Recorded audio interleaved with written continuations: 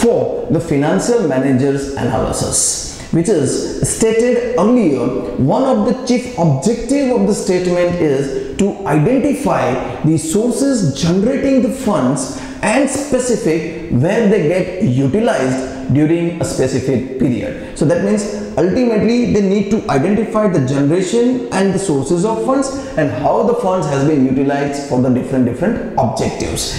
That the significance of the statement can be understood when it has been for the various utilities of the fund flow statements. Let's see the significance and utilities of the fund flow statement. Start with the first point, that is analytical tool. This is an analytical tool of a financial analysis which explains the changes of working capital and its effect on the liquidity situation. So ultimately this flow of funds is showing the changes of your liquidity in the business during the specific accounting period. It indicates what object of new fund was obtained and for what purposes was utilized. That means when you borrow the funds in the business, what was the objective, and when it is utilized, whether it is utilized for the same object where the fund has been borrowed in the business. Next is design policies. This statement helps the management for preparing a budget and financial planning for the coming period. The manager can estimate regarding the required fund of purchasing of fixed assets, investments and working capital, as well as the payment for a different concern for like a dividend, purchases of an assets and the repayment of any long-term funds with the help of this particular statement. So from this report and statements, they identified the amount of the funds has comes into the business and out of the business. Next point is, it is a control device. That means the statement is actually helpful to controlling in the certain period of time. How it would be affected? This is a comparative analytical statement where the balance sheet and profit and loss account of 2 consecutive years are going to compare.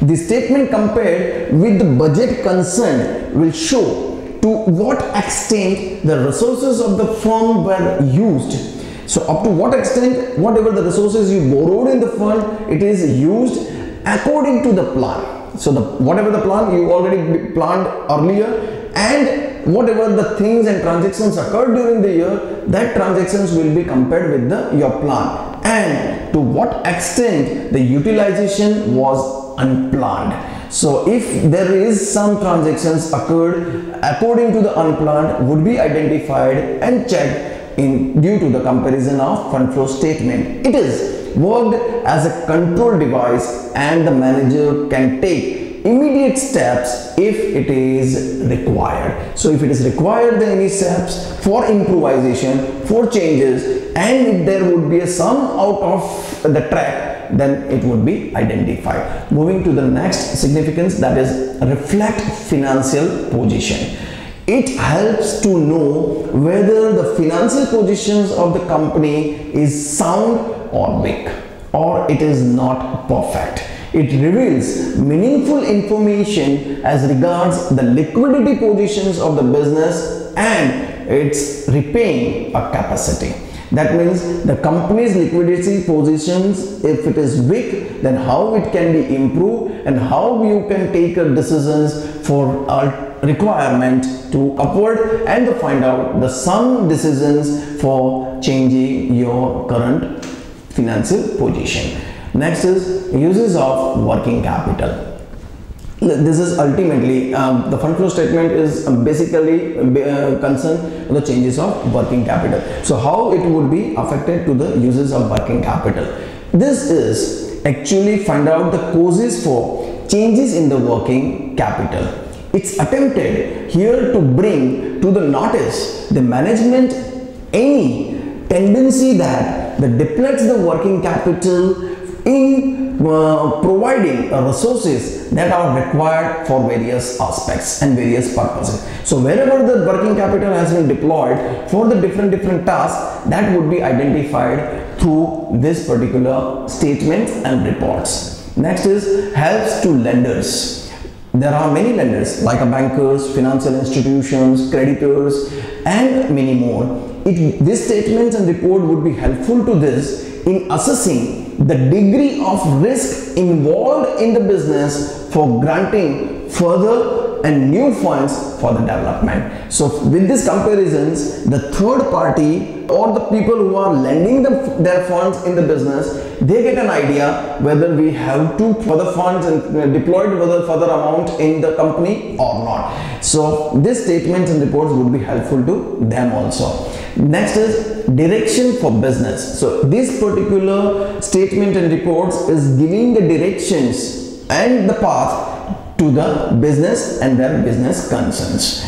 This statement may be conveying the message to the management that various problems raised in the near future because of the shortage of funds. If there is any shortage, then they would be identified, they would be marking to the management, and they click the bell to the management, there is some shortage of funds, and because of that maybe you are going to face the problems in the near future. But suppose if they have enough fund, or maybe they have an excess fund which also affects positively or negatively, would be giving a direction to the business. So ultimately it shows a management to plan for right actions for more effectively, so that to avoid the future problems. So future problems can be avoided from this. Now moving to the next point, that is limitations of fund flow statements. There are few limitations because of ultimately it's an analytical tool. So analytical tool have a big limitation that the sources of informations are perfect.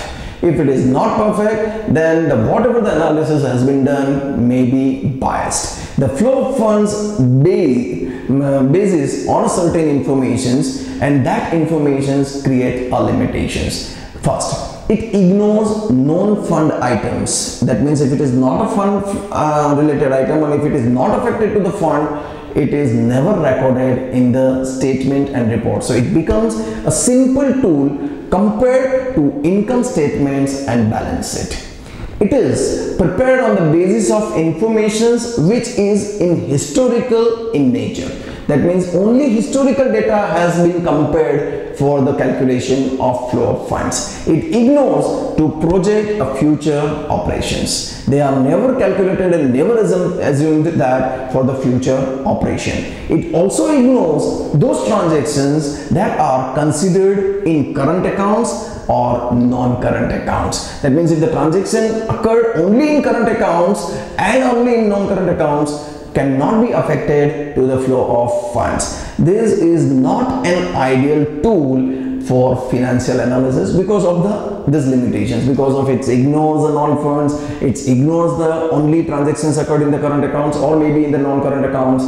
They say this is not a perfect and ideal tool. But if the company willing to know the exact movement of their flow of funds, I think so this is a very much affected reports and statement.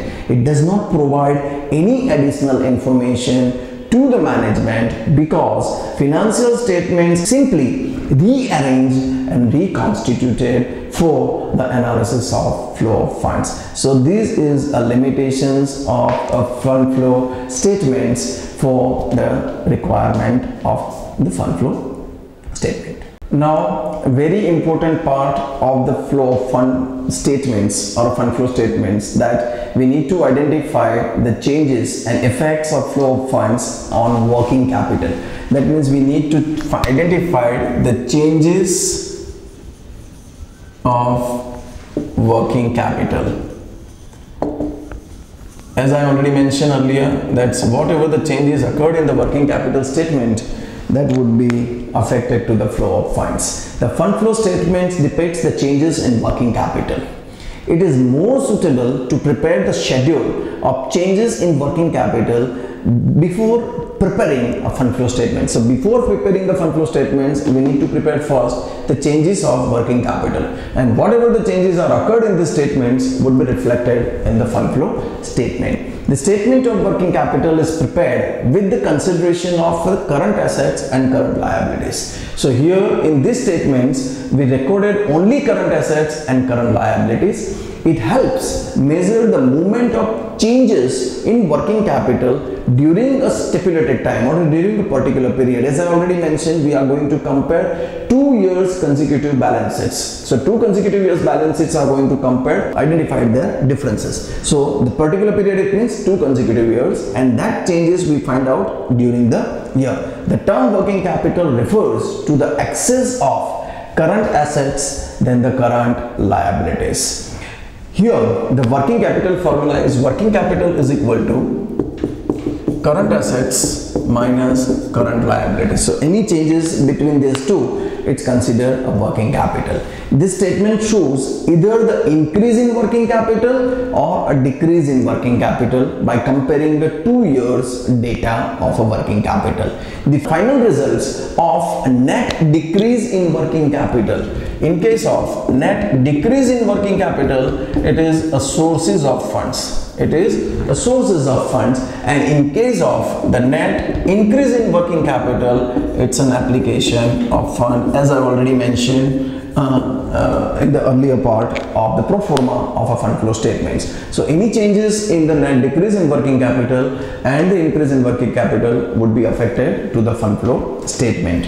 Some rules are there for actually preparing a working capital statements, but before rules, I'll show you the pro forma of a working capital statements and I explain the rules and regulations of that changes of working capital in the different way. See, this is your pro forma of a working capital statement.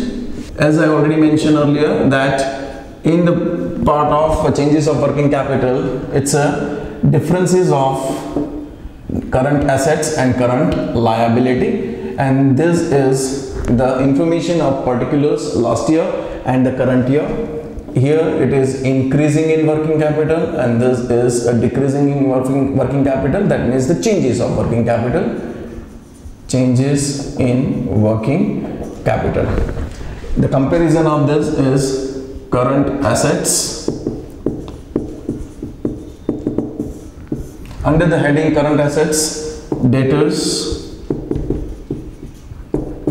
cash and bank balance, stock, any outstanding incomes, debtors, cash and bank, stock, any outstanding incomes. These are the current assets of our bills receivable. The current assets are recorded in this way. This is total current assets A. Then current liabilities,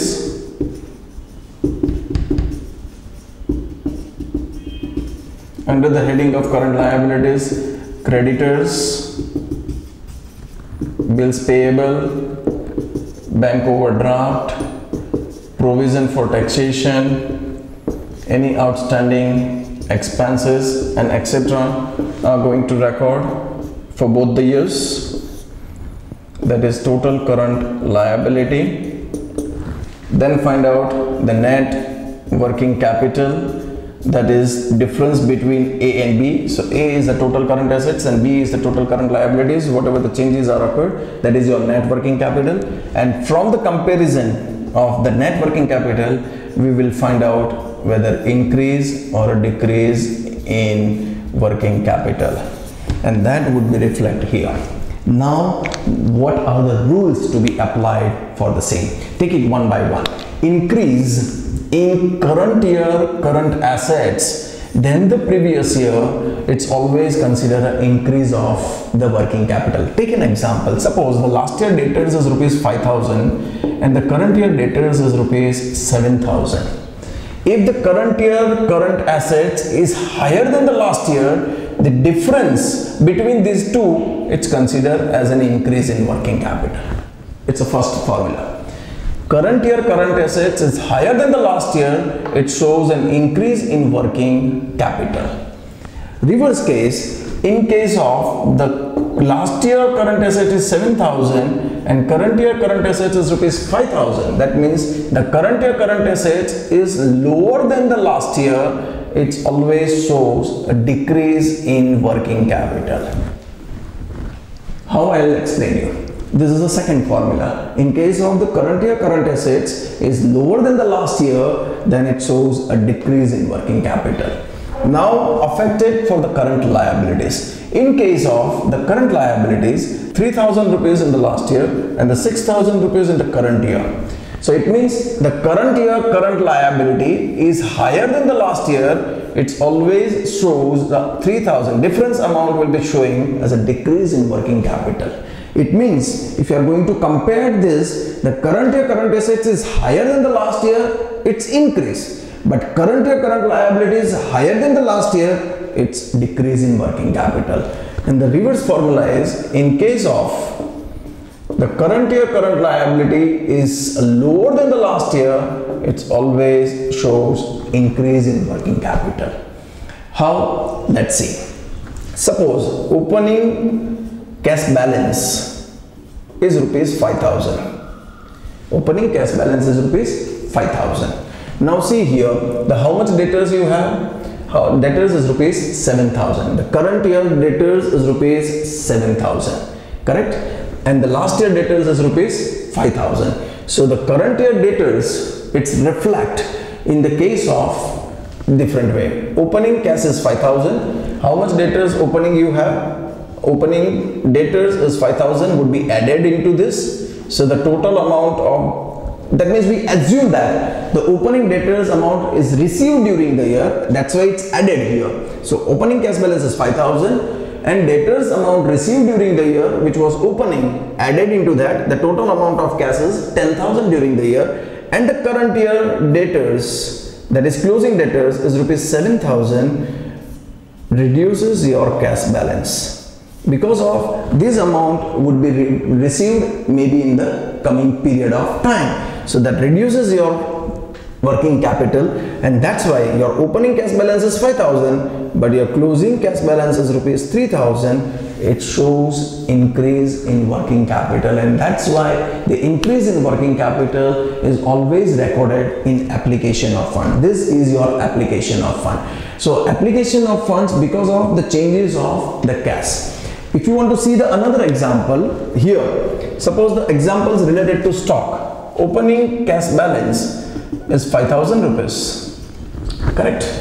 Your opening stock valuation, that means opening stock, we assume that the opening stock has been sold out during the year. So opening stock value added into that sold out, the cash received. So your cash balance during the year is rupees 12,000. That we assume the opening stock has been sold out during the year. And this is a closing stock which was not sold out yet. So which may be affected to your working capital and minus from it. So your closing cash balance is rupees 7,000. What was your opening cash balance? 5,000. What is the change after this transaction? Your closing balance is rupees 7,000. That means your closing balance is increased 2,000 rupees. That increases, it's affected a decrease in working capital. And decrease in working capital, that is why it's a sources of your working capital. This is all about the changes of working capital. Now, moving to the next point, that is adjustments effects on a profit and loss accounts. Before we are going to discuss the pro forma of adjusted profit and loss account, I want to tell you some adjustments entries regarding to change of profit and loss account. Because of their changes may be affected to the fund flow statements. How? Let's see. The profit is a very important tool for the fund flow of the business. So that means how the fund flow is affected, that would be sometimes identified through the profitability of the company. The operating profit revealed by the profit and loss accounts represents the excess amount of sales revenue over the cost of goods. That means whatever the amount of profit you realize, that is realized because of the formula is the sales revenue is higher than the cost of goods sold. This fund is generated only through the internal sources of the business. Because of this is actually happened through the part of profit and loss accounts. However, it is very much important to note that the net profit as shown by the profit and loss account does not always affect and represent that the amount of fund changes from the business operations. So it does not mean that whatever the profit is received and whatever the profit is arrived from the profit and loss account, this is only because of the changes of fund flow. So the arguments behind that are certain items which appear in the profit and loss account but do not involve any payment in cash. It means these are the non-cash items. It affects to the profit and loss account because of it's a part of an expenditure, but it is not affected to the cash. So we have to identify certain items. For instance, that is depreciation, provisions, writing of preliminary expenses, intangible assets, etc. Such items do not reflect on the working capital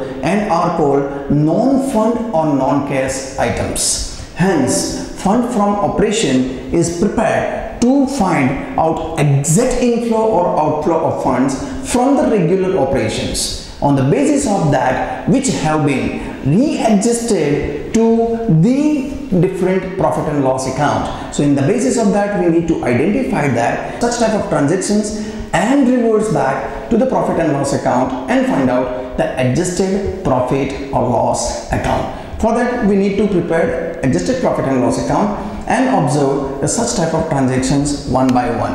Let's take this first transaction, that is depreciation.